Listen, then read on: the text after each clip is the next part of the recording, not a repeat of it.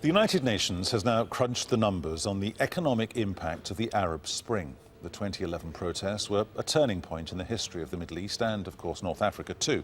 Now, the uprising started in Tunisia and saw leaders toppled in 4 countries, while war erupted in Libya, Syria and Yemen.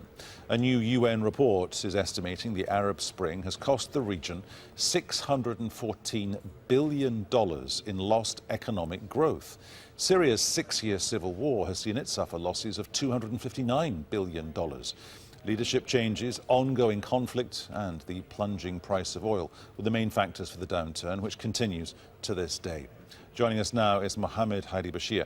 He's the Chief Economic Modelling and Forecasting Section Officer at the Beirut-based UN Economic and Social Commission for Western Asia. Welcome to Al Jazeera, Mr. Bchir.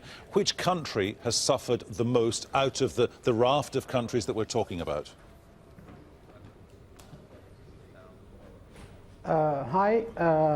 In fact, as you know, we have 3 types of countries in the region. The first one is the countries that have been in conflict since 2011, and we have mainly Syria and Libya and Yemen.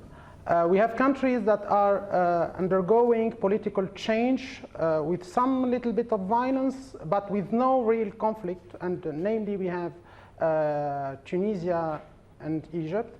And we have countries that are not in a political change, but they are affected by the conflicts in their neighboring countries.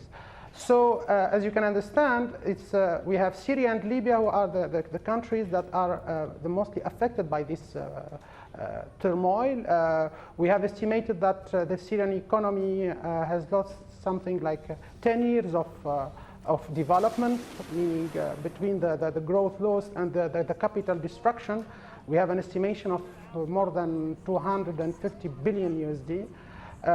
The situation in Libya is less complicated, as it's an oil-producing country. So we think that if the economic machine and the oil production machine come back, the country could easily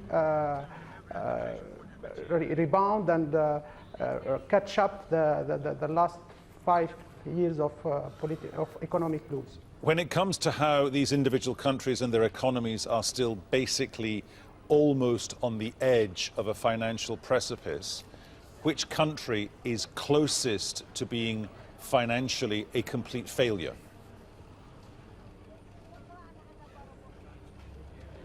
We think that countries like Yemen and Syria have a serious problem of government financial situation.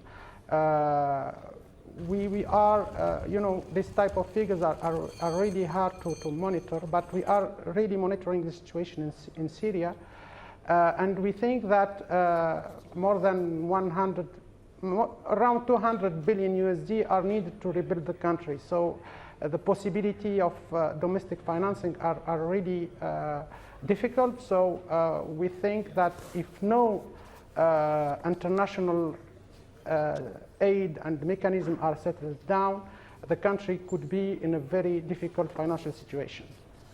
As a big issue, is this partly because, for example, if we look at a country like Egypt, people said despite what was going on there in the run-up to the Arab Spring, the economic fundamentals were solid, they were sound. You could not say that of a country like Yemen at any point over the past decade. So the starting point for the economies of those 2 countries, it was radically and dramatically different, surely. Exactly. And we don't think that a country like Egypt or Tunisia could be in a very difficult position because the fundamentals are there. But country like Yemen, and now the situation in Syria, where we have destroyed a large part of the economic infrastructure, we cannot say that it's the same situation. So I think we have made a clear difference between countries that are in conflict and countries that are just in a political change. So we have difficult we have a difficult situation, but international community is there. You see that Egypt and Tunisia have been able to secure some funds from the IMF because we think and we know that the fundamentals are there, even if we have a transitional situation. And don't forget that it's not the first time that sorry.